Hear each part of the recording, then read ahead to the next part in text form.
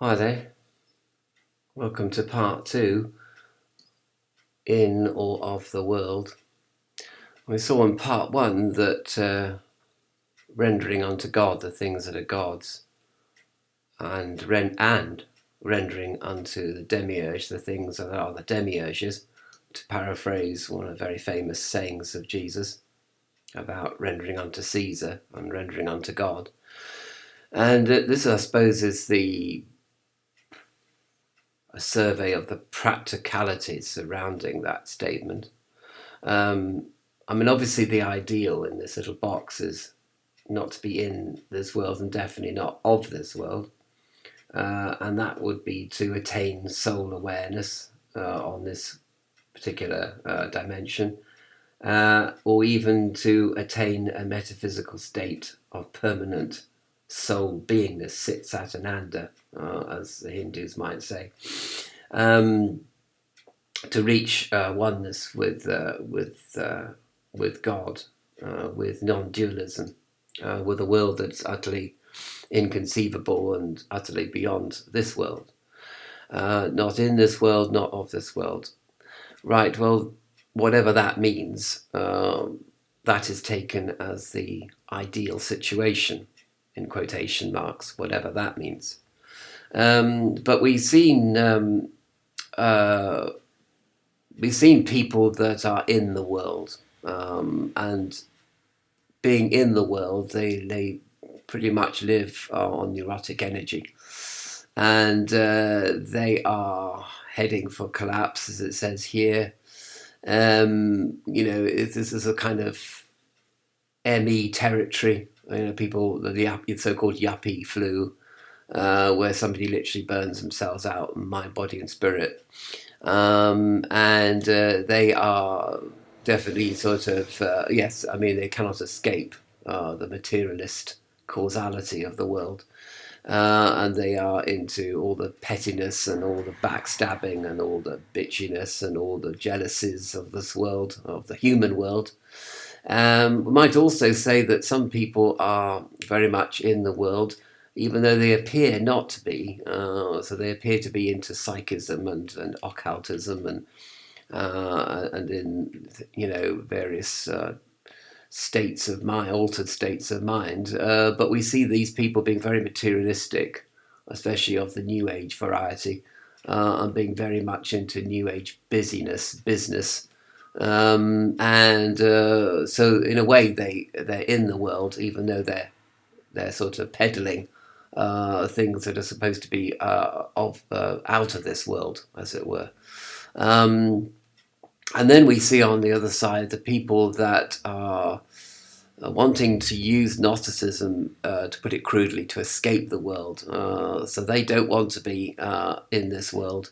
And they're using Gnosticism as a form of escapism, which I've taken to be the other side of the sort of neurotic energy person. And they're on the road to nowhere as well.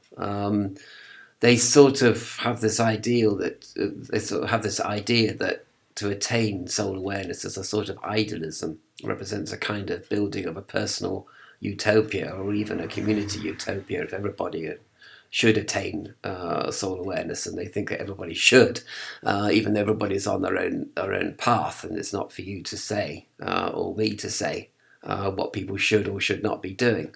Nevertheless, they have this idealistic attitude towards soul awareness, and they're using it just to escape, a psychological escape. And both these people that are heading for the road to nowhere and the yuppie flu people, they are all tantamount to fearing the demiurge, to rendering unto the demiurge. Fear means to respect, so they do respect the demiurge. And they're quite happy to consciously or unconsciously give all their energy, their power away to the demiurge. So the demiurge is their god, and the material universe is their god, even if it's sort of wrapped up in some kind of new age gobbledygook, which points to another dimension or dimensions, but in fact is squarely based on this material world. So that's rendering unto Caesar or the demiurge. But the sort of people that render unto God, the things that are gods, well, they have their own problems as well in a way. But they're interesting characters. Some of them have gone right off the grid and have become desert hermits, ascetics, reclusive people. And some people think that that might be a very easy way. Especially the idealist over here. The idealist would think, oh, I just have to go off the grid. I just have to go into the desert, and all will be well. But if you've looked at the painting by Salvador Dali of the Temptation of Saint Anthony, well, that's the reality of going off the grid and going into the desert. You are plagued with demonic entities of various kinds, all trying to get you to go back into the world, because of course you're fodder.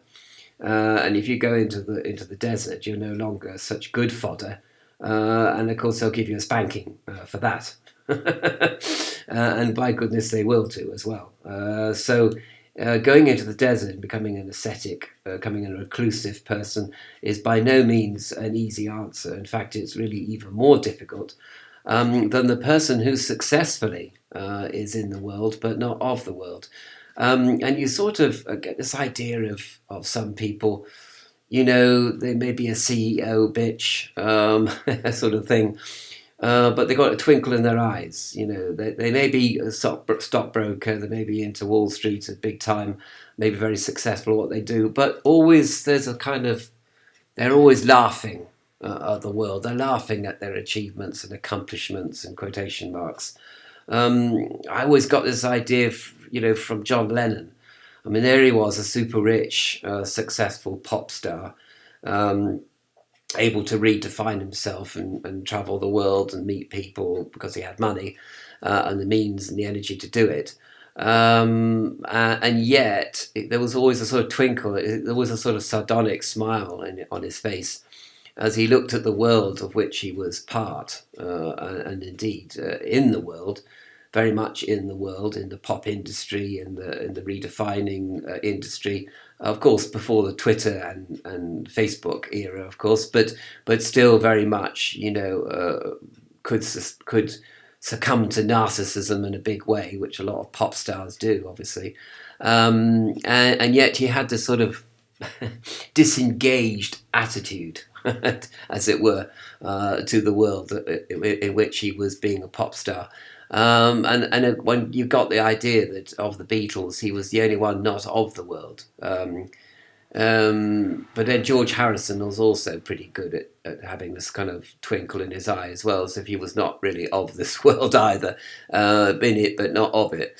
And you can imagine the person that, it's possible to be extremely rich and successful at what you do, and enjoy what you do as well, and not just do it for the money. But also completely stepping back from all the, I don't know, the tricks of the sort of getting involved in the whole I'm a big star sort of kind of attitude. Very difficult, I might say. And I suppose George Harrison would say that he had Krishna to help him not become a narcissist, not fall in love with his own reflection, and not seek worldliness, but to be in the world, but not of the world. Whereas John Lennon probably would not say he had Krishna, but might say he had some kind of Buddha nature, I suppose, that helped him to be in the world, but not of the world. Be that as it may, I think that these people are pretty much saints of Gnosticism in a way, but they're always open to temptation. They're open to the same degree of temptation as the ascetic in the desert, actually, or perhaps slightly. Well, I don't know whether it's slightly more or slightly less. But there's a possibility that they will drink of the poison chalice of this world. But indeed, the ascetic might also drink of the poison chalice of this world and simply be driven mad by their situation, as indeed the rich Gnostic as it were, might be driven mad by their situation.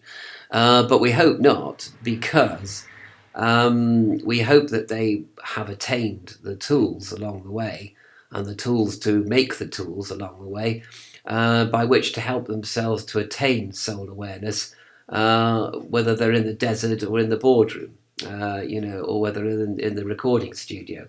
And they can snatch a bit of reality, and sort of take a reality, a rain check on narcissism, and a kind of a sort of audit of themselves on occasion. So it isn't all about personality and ego, even within the spiritual, because of course, Murder in the Cathedral, a very important book to read. Spiritual pride is the thing that you least expect to be tempted by, and the demiurge can always win by appealing to your pride on various different levels, including the spiritual level, which I suppose is one of the points of the Murder in the Cathedral book. You see, the great long poem, and you really should read that. It's a very important book for Gnostics to read.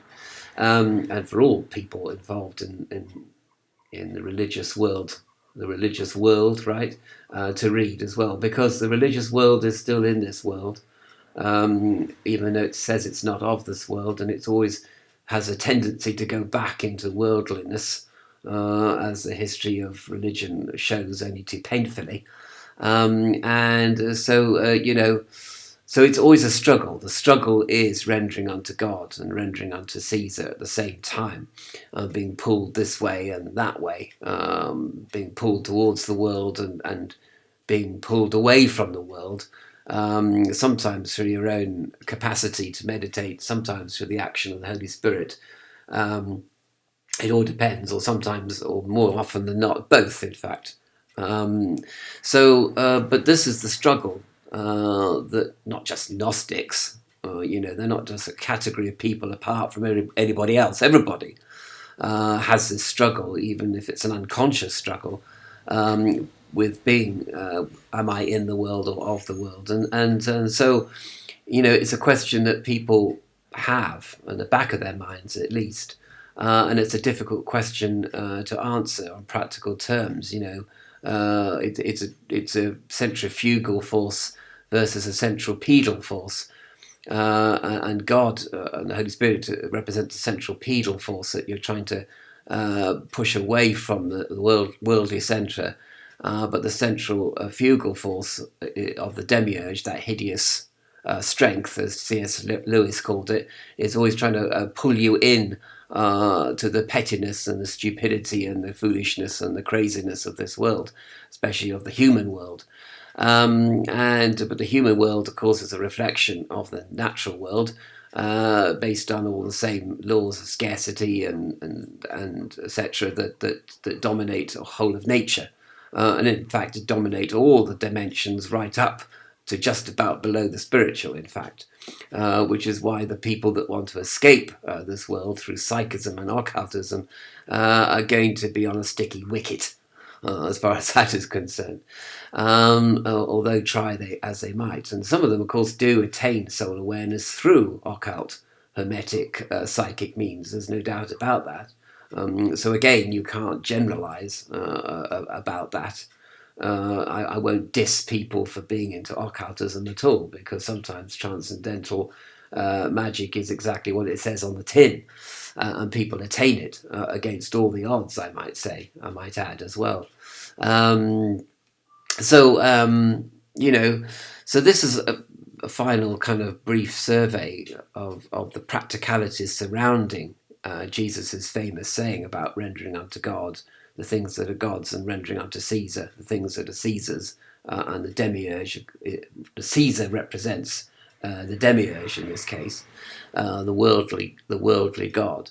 And it's not easy, but I think that all I can do is to leave you with a description, a brief description of the task that faces you, of the challenge that ultimately faces you, both on the conscious and the unconscious level. And of course, if we're talking about the unconscious level, we're going to have to go into the world of symbology, in order to root out the unconscious phantasms and unconscious desires which dominate our struggle to a very great extent, which I suppose is a subject for another discussion yet. Anyway, so all I can say is to wish you well on your journey, to wish you well in your struggle. And of course, Pilgrim's Progress is another good book to read as well, which also talks about the sin of pride, the sin of spiritual pride as well. So, and Thomas More was faced with spiritual pride and all that. So, we have to, this is a serious business. This is a serious quest that we're on. But I do also tend to think that, the seriousness also of the quest is a sort of worldly thing as well. And, perhaps a bit of lightening the mood and learning to laugh at the world and to laugh at yourself in the world is also a good technique, as it were, a simple, worldly, everyday technique that you can use to combat being sucked into the world. But you are in this world, but the objective is to be as not of this world as you can possibly be. And the best is all that you can possibly do in this case, because this is the world of Caesar, okay, and hail Caesar every time, basically. And yet there is a still small voice within you that says, "I love you, God," and that basically is something which you have to keep in mind, to remember when everything, when all the crap goes down, basically, to put it crudely, because it is at those times and moments in your life when everything is falling apart, of course, that you're going to be more fully dragged into the realm of the demiurge and into all the shenanigans that give the demiurge such sport and such meat. But you don't have to be on his dinner plate. You really don't, if you know what you're doing. The trouble is, we don't always know what we're doing, which is, of course, is the moot point. Okay, so thank you very much for watching this. I hope it hasn't been too much of a ramble. So, as I said, all I can do is wish you well on your quest and in your struggle.